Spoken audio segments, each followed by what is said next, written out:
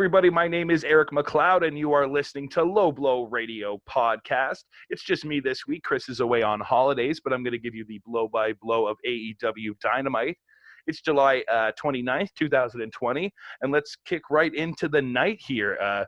We had the commentary team of Taz with JR and Tony Schiavone, so no Excalibur this week, which is a little strange, but no real explanation as to why he wasn't there, but hopefully we get him back next week. We kicked off the night with the Inner Circle taking on Best Friends with Orange Cassidy and Jurassic Express, which were dubbed the Best Friends and Friends for this match.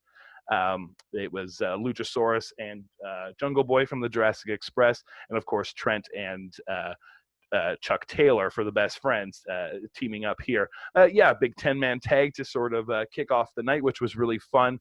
This was sort of instigated from last week's Dynamite, so a good sort of way to lead into this here. We opened up with Orange doing his sort of typical hands in the pocket stuff with Hager and trying to evade him as best he could, which led to some big funny spots, big brawl spots. The match kind of took a bit to get going as a real match. They took advantage of having a lot of guys there to do some big flip spots, some brawl spots on the outside, to really kind of get everybody involved at first, and also to set up Orange for some really funny spots as well. He teased a big dive and then instead decided to pull his glasses out and strike a pose instead, which led to his team wanting to do a big mega hug, which was fantastic, which was then tried to be broken up by the returning Sammy Guevara, which we got last week, which to no avail. The Best Friends and Friends seemed to lay it into him pretty good here until the Inner Circle finally got their stuff together and helped Sammy finally kind of get the advantage. Aubrey sort of got everyone to their corners in the match. Officially, more or less kind of got started at this point. Now, this chunk of the match was the Inner Circle kind of working Trent over, just kind of getting their heel stuff in for sure. I'd say in the match, this is where it kind of, you could tell why they did a lot of that hot spots early on to sort of let everyone kind of get their breath in, because this wasn't necessarily going to be a big, long match at all. So it was more working with the Inner Circle, working over Trent at first. He did get a chance to tag Chuck in, but of course to no avail. They did their best to sort of get the ups on the Inner Circle, but they just had better numbers and better sequencing there. Eventually, the big hot tag to Luchasaurus, which again, I think they're just really doing a good job getting him over right now, finding the best opportunities for him. This match didn't feature a lot of Jungle Boy. I think it was a little more early on, but if this was an opportunity to get Luchasaurus in there with the Inner Circle again, I think that's great. And if it's building what it seemed to be the feud between him and Hager, I can't wait for that match. Eventually, if we get that at All Out or something. He did his big sort of Luchasaurus kick spots, chops, taking out the Inner Circle. Big standoff with Hager. I'm sure we'll probably see this on Botchamania. Unfortunately, his mask started coming off. He's usually pretty good at keeping that thing on, but tonight it sort of was giving him a bit of detriment. The final kind of story of this match, which I was curious to see if they were going to bring this back. We got a little bit of interference as Sammy Guevara started getting the advantage near the end here from Matt Hardy, who had some unfinished business with Sammy Guevara, of course, from a few Dynamites ago, before Sammy had to take his hiatus there. They seem to have been reigniting that. He distracted and got sort of cost the win there for Sammy Guevara, as he got caught with a big roundhouse finish from Luchasaurus, taking advantage of the distraction here. So the Best Friends and Friends getting a big win over the Inner Circle here, of course, to kick off the night. So that was fantastic. I think I wasn't sure where this match was going to take place, and I think with the implications we got later on, it was good to have the champ not featured till later on and main eventing, of course, keeping that more important. And I think just leading in from last episode right into this to kick off with the Inner Circle, Jericho and those guys going after Orange and stuff was a fun way to kick things off. We got a little promo from John Moxley, kind of explaining the situation going on with him and Darby going up against Cage and Ricky Starks later on tonight. saying he would have been a real kind of a bitch move for him to not help Darby out with the two of them sort of beating on him. So yeah, explaining why he would be teaming with him. So excited to get to the blow by blow of that, because it was a really fun tornado tag match that we got there. But up next, we had Cody defending his TNT title in another open challenge. This time the indie darling, I guess, as JR was saying it, Warhorse. If you're not familiar with Warhorse, he has wrestled in Ring of Honor as well as a few other indie places along the way. So by far, definitely the biggest stage for him here. But a fun kind of different character by far from anyone else we've seen go up against Cody, as well as from the guys you see in AEW. So cool to see him spotlighted here. I really liked when they lean into some of their more indie-rific type gimmick stuff, like he was introduced as being 4,000 pounds of raw heavy metal and ready, and he was here to rule ass. And I think that was just this heavy metal gimmick is fantastic. He kind of has a it's like Road Warriors if you're looking wrestling to translate with the face paint. To me, it really looks like King Diamond. You can tell he sort of has that King Diamond Kiss influence, as well as other heavy metal stuff. A real headbanger, and yeah, a neat sort of different guy to see out here. They kind of had a gentleman's opening, taking it easy with each other at first. No one really getting the advantage. And again, this was just sort of the overconfident Cody that we've been getting in some of these title defenses as of late, which I was wondering where that was going, and maybe still curious, but it worked for this story here too. And Warhorse being such a new person and eyes on him, it didn't feel like we were just getting a sort of repeat thing from Cody here. He certainly wasn't necessarily taking him as serious as he could, or maybe as he should have, which led to Warhorse getting a lot of big spots in. He got and some near falls, of course. He hit a really big, he had Cody on the outside. He ran, or he went off the apron. He might have been on the ropes or whatever, but he came off with a huge double stomp to Cody's back of the neck, which looked fantastic. Got him in the ring and tried for an elbow drop, which was a near fall. And then a few roll-ups. Yeah, really getting Warhorse over as a guy trying to get this victory here. He started showing some sort of pains in the knee, which again was the same sort of thing we got from Eddie Kingston last week. That sort of felt a little repetitive. More so, I guess, if they're just trying to show that Cody is so willing to take advantage if he sees an opportunity like that. Because once Warhorse started showing the sort of weakness in the knee, Cody was on it like a shark, dropping him right away, locking in the figure four. Warhorse did what he could to kind of get out of it. He had reversed it at one time, grabbed the leg to kind of fight it off there at the end. Cody kicking him in the face, which was a little dirty, but he did what he could to lock in the finish here in a solid 10-minute title defense for him. He did his sort of typical embrace with the opponent afterwards, especially if it's a sort of more face-on-face matchup that we got like this one. No one was really playing the heel. Cody did a little bit, but not as much as he had in the past against other people. And when he went to shake hands with Warhorse, we got Reynolds and Silver from the Dark Order running out from the back, and Warhorse was able to save Cody at first, but the two of them pushed Warhorse out of the way and then really started laying into Cody. At first, of course, the ball starts rolling in my head, and I think, okay, maybe this is what's going to be next for Brody Lee, him sort of staking his claim for the TNT title or something like that, leading into their next pay-per-view All Out, which seemed to be sort of what a lot of the stories are going to start building to here. But instead, as he was getting beat down by Reynolds and Silver here, we got the debuting Matt Cardona. If you're not familiar with that name, you may know him by another name, Zack Ryder from the WWE. Yeah, huge debut here. Unfortunately, some of these debuts feel a little lackluster without the big crowd pop that he would have got normally. But I mean, I was popping huge. Definitely marking out to see Matt Cardona showing up on AEW. I think Chris would be too. He missed quite an episode this week. He's definitely wanted to see Matt show up here in AEW. Thought that was the best place for him, and I'm curious to see what happens. He saved Cody here. later on in the night, they announced that he is going to team with Cody next week to debut here in AEW and take on those Dark Order members. So yeah, who knows where the story could go, but fun to see another former WWE guy hopefully taking in a new direction here for Matt Cardona. So excited to see what comes from his match next week. We got Tony Schiavone talking about a little tease for All Out. I missed the exact date, but they were talking sometime in September. I meant to look that up specifically, but sorry, I didn't get to it. He was quickly interrupted by Jericho, though. Kind of explaining how upset the Inner Circle were with losing their match earlier on, and that he's kind of fed up with all the stuff with Orange Cassidy at this point.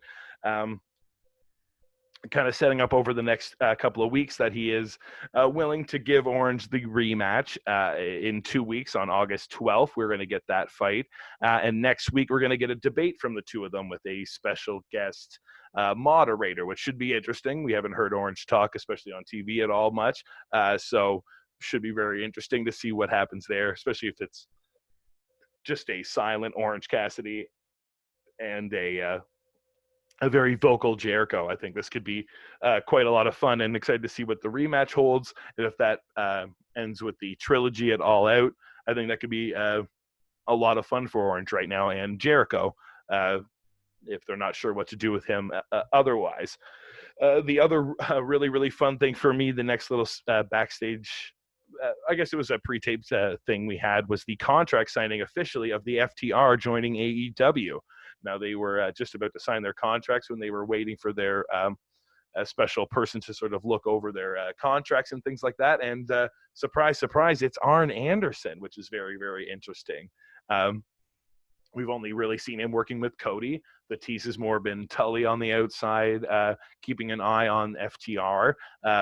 But yes, Arn Anderson stepping in here to help Cody help FTR negotiate their contracts and make sure they got all the stipulations that they were looking for. Things like the ref making sure they are strict with the 10-second rule on tags and stuff like that, so that other teams aren't taking advantage.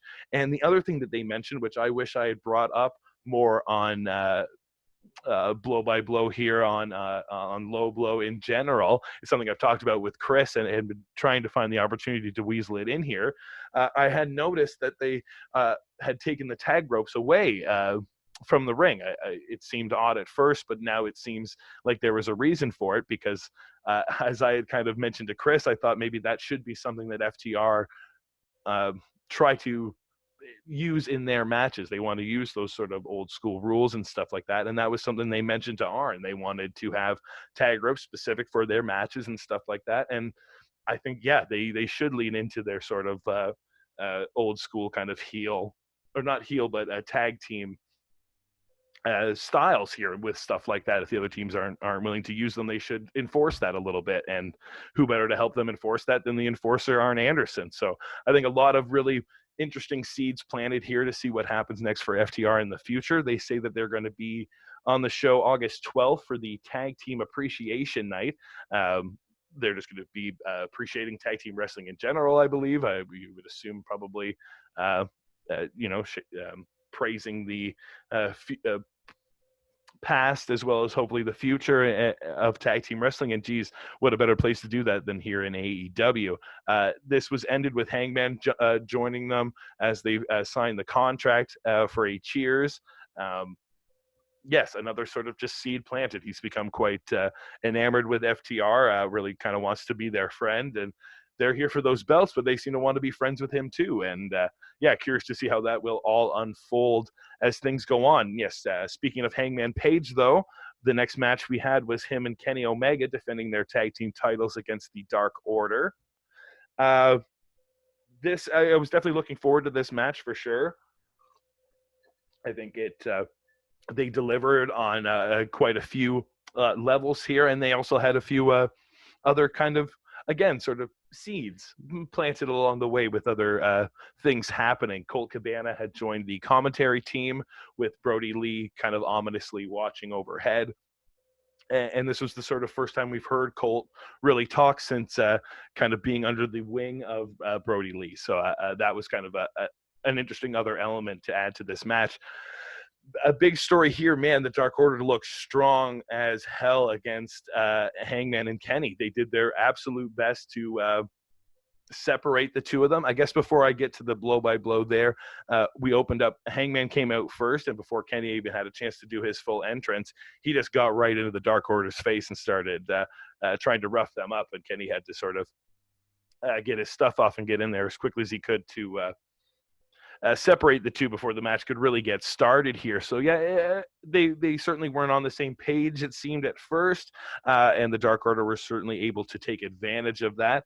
Now, specifically, the Dark Order members I'm talking about are Evil Uno and Grayson, so I'll make sure I specifically separate them because the Dark Order had a lot of stuff going on tonight, so nice to single out who was doing what here. So, but yeah, I think eventually Hangman and Kenny got on the same page, did what they could to sort of try and get some advantage over the Dark Order. But geez, they did.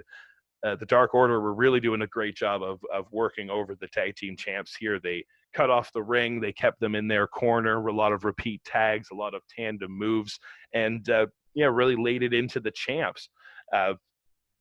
Eventually, like I say, it started with the kind of Kenny beatdown. Then they kind of worked over Hangman as well. And it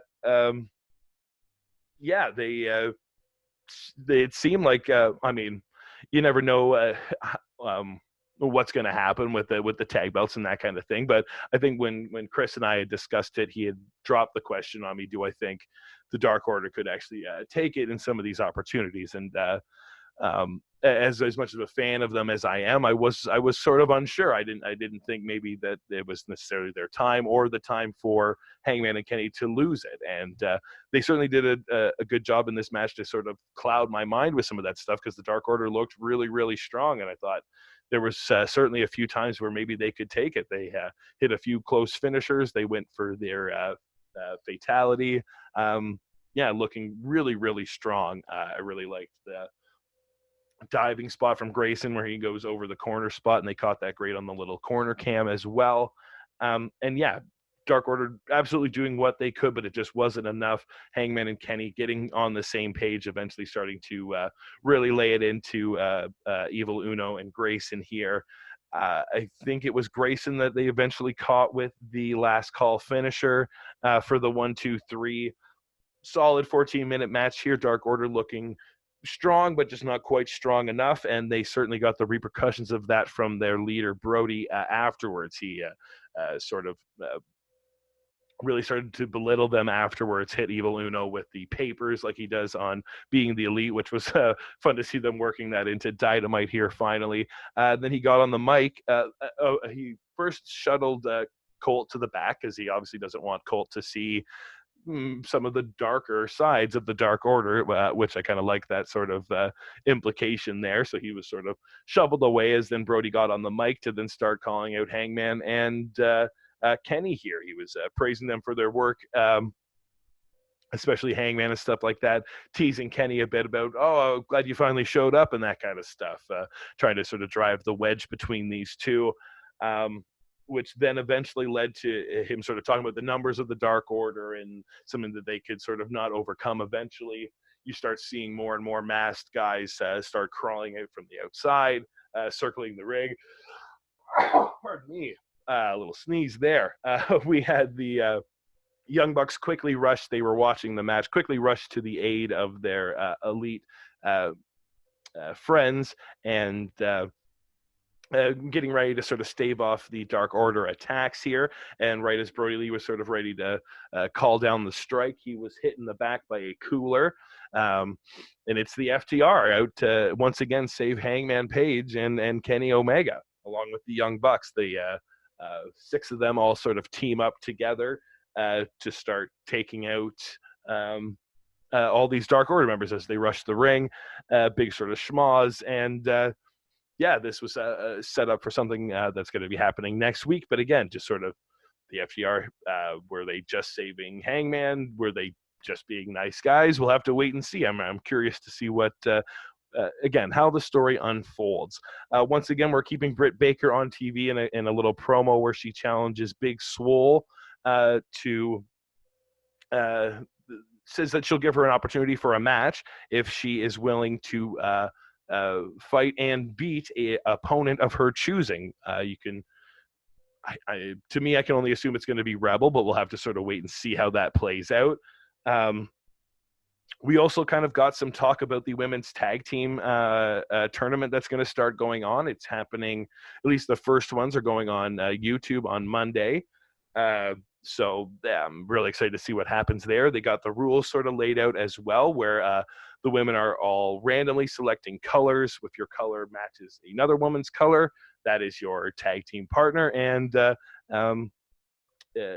it can't be changed. That's who you're teaming with for the tournament, and you just sort of hope for the best. So, I mean, they could already be breaking up Brandy and Allie for this. They could, be driving a wedge between all kinds of people. I think that's a fun way to sort of have some random teams. I'm very excited to see what they do with this tournament and see who sort of, comes out on top, in a nice way to sort of showcase the women's division here in AEW. Speaking of the women's division, we had Hikaru Shida, the women's champion, defending against Diamante. Diamante has been a new sort of feature here on Dynamite, having a big match with Ivelisse last week. She was on Dark the week before, so getting a lot of steady wins as a new hot talent, which is exactly what Hikaru Shida wanted. She wanted a up-and-coming challenge, someone to sort of stand out amongst the crowd to challenge her, and this is what she got.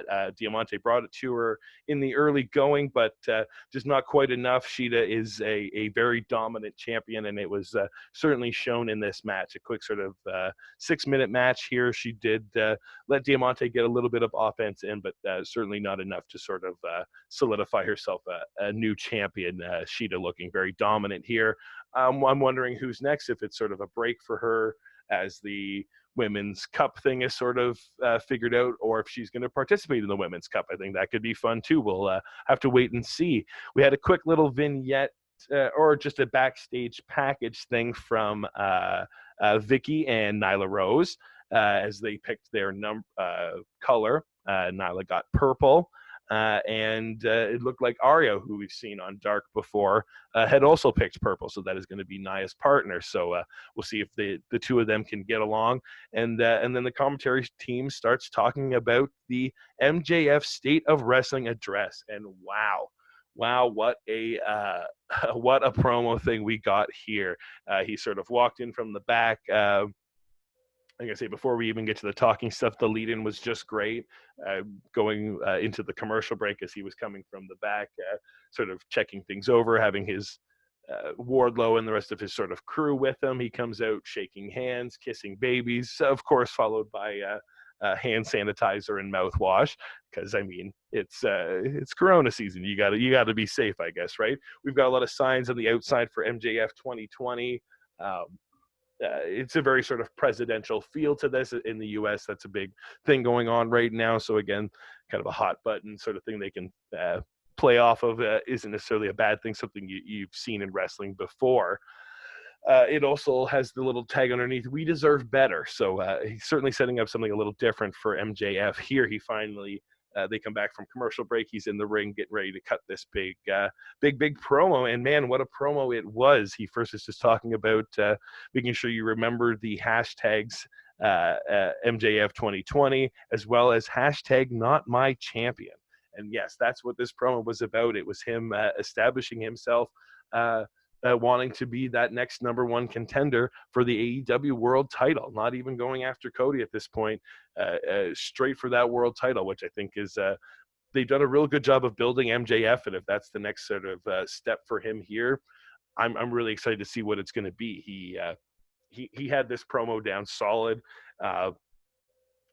taking some stabs at Moxley, calling his sort of play wrestling a gimmick that he sort of had in the ring there, and that was a Stone Cold fact. The comparison to Stone Cold Steve Austin there was interesting, and then really kind of getting over that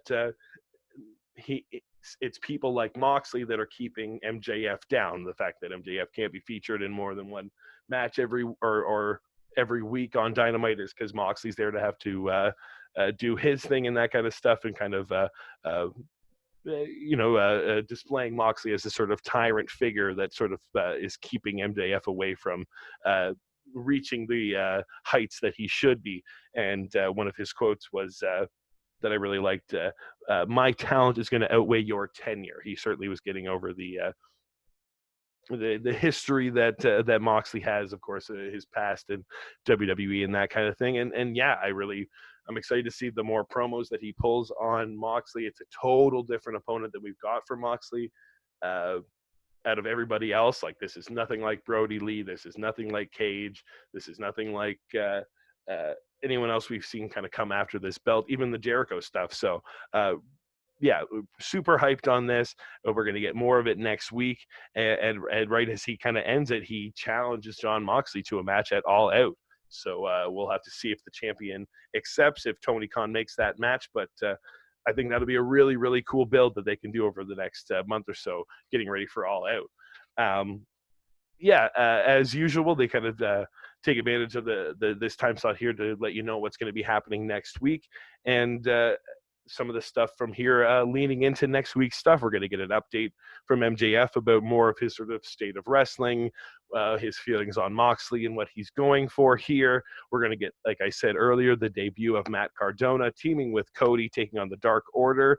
One of the other things I'm excited with that, opposed from just seeing the debut of Matt Cardona, it'd be a nice sort of break from the TNT title too. We've had maybe a lot of these open challenges kind of over and over, which is nice. But if they don't want to feel repetitive, this is a nice sort of a veer off in a new direction, especially if we're going to start building towards a pay-per-view. We're going to get a huge, I think they said 12-man matchup here. 2, 4, 6, 12 men competing in this match, which should be huge. The Elite teaming with the FTR to take on the Dark Order. So yes, that's the tag team champs, Hangman Page, Kenny Omega teaming with the Young Bucks and FTR to go against the Dark Order. So you would assume that that's Brody Lee, Colt Cabana, Evil Uno, Grayson, and then I would imagine 5 and maybe 10, because it seems like Reynolds and Silver will be busy when they take on Cody and Matt Cardona earlier on. So again, the Dark Order just sort of really being used all over the place on the show here and showing their stretch. We're also going to get the debate from Jericho and Orange Cassidy, which should be a lot of fun. So yeah, I think next week should be a great episode, as always, and they do a great job of building the momentum week to week here, really wanting you to invest your time, invest in these matches and these storylines. So we had our main event here, which was a big tornado tag team match with our champion Jon Moxley taking on or teaming with Darby Allin to take on Brian Cage and Ricky Starks. This was also, set up from last week when we saw Ricky teaming with Brian Cage to put the beats on Moxley and Allin, and kind of set up this matchup here. Maybe being the end of the sort of Moxley Cage feud for now while he sort of moves into MJF territory, but helping to elevate Darby Allin while he sort of steps in as Brian Cage's next kind of opponent, as well as with Ricky Starks. We opened up with sort of not knowing where Darby Allin was. His music played, but there was no sight of him. This prompted Moxley to hit the ring, and then we got a quick promo from Taz. They were sort of questioning where Darby was, saying that maybe he was too hurt from the beatdown last week to even show up here. Ricky Starks gets on the mic, which was really cool to hear him cut a promo. He's got a real good cadence and confidence to him, which was great to see, and cool to see him in a main event spot here on AEW. Gets him and Cage over as they get ready to hit the ring to take on Moxley, which seems like it's going to be a 2-on-1 beatdown yet again. They get trapped, though, by Darby Allin as he surprises them by diving off the set and doing a huge coffin drop to take the two of them out while Moxley rushed in with him. yeah, real fun opening. This led to just a huge brawl on the outside between all of them, just kind of all over the place. The commentary team really kind of putting over that this is tornado tag rules. We're not getting the typical tag match here, more hardcore style. Anyone can kind of pin anyone at any time. And yeah, sort of the chaos that would ensue therefore. Yeah, eventually kind of things got more ring oriented, and it was sort of Cage and Ricky doing their best to work over Darby and Moxley. But eventually, yeah, Darby was running wild, hitting the guys with a whole bunch of stuff. Cage was able to slow them down with a really fun double power bomb where he caught Moxley and then walked over and caught Darby off the top rope and powerbomb the two of them together, which was fantastic.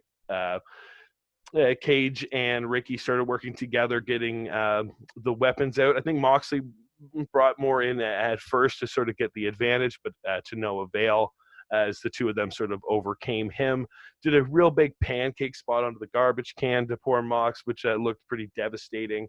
Yeah, they were really kind of laying it into the champ and Darby Allin here. They seemed to turn their attention to Darby Allin, ready to throw him into the corner, into a big spot, but he was saved by Moxley, which was sort of the linchpin for these two to sort of get the advantage and finally start laying into Brian Cage and Ricky Starks here. It seemed like Darby had planted a weapon outside the ring earlier on, which was his classic Baker skateboard, this time riddled with thumbtacks, and while Moxley had Brian Cage held on the outside in the armbar, he was able to dive off the top rope, hit the skateboard on the back of Ricky Starks, which he sold like it was murder, writhing around in the ring as Darby pinned him for the 1-2-3. A quick actual bell-to-bell match, only about 7 minutes, but with the brawl, I'd say it was more like 14. But yeah, a lot of fun from the champion and challengers here. Taz did what he could on commentary to kind of be professional, but especially by the end, he was certainly getting over how scared he was for his guys to lose, how much he didn't want to see them lose.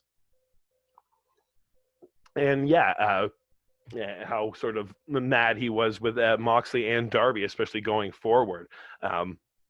We'll have to see what happens there. They sort of take the loss on the chin here a little bit and had to hightail it on out. Well, Darby and Moxley stood strong, and Tony Schiavone let us know that Tony Khan had signed a big title fight for next week as well, to add to our already hot list of matches, where Jon Moxley is going to defend his title against Darby Allin.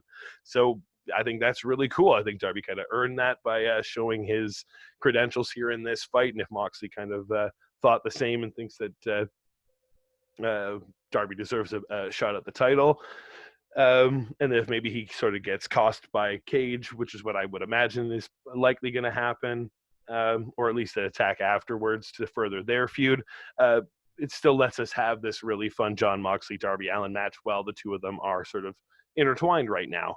I don't think it hurts Darby to have this title fight right now at all. So yeah, really, really excited to see what happens with that next week for another blow by blow when Chris is back. I think he missed a real fun episode, a lot of cool things to cover when I sort of refresh him on what happened last week, as well as what's going to happen next week on AEW Dynamite. So thank you for listening to this solo episode. Hope it wasn't too bad to just hear my voice this week. But yeah, if you want to hear Chris and I, we are always on the radio every week, 88.7 The River, Wednesdays at 7 p.m. If you're here in Ontario, you can catch that on your FM dial. You can also go online at 887theriver.ca and listen live when the show is happening. Once again, that's Wednesdays at 7 p.m. Yeah, if you want to hear the audio version of this podcast, it's on Sounder, and hopefully then trickles out to places like Google Play and iTunes once we can get them there as well. And for all the people here on YouTube, thank you for watching and listening. Like, share, and subscribe. Get this video out there to your friends. Let people know you're enjoying the show here. Get into the comment section. And yeah, thanks for checking it out. And we'll be back with another blow by blow next week. and I will see you all then.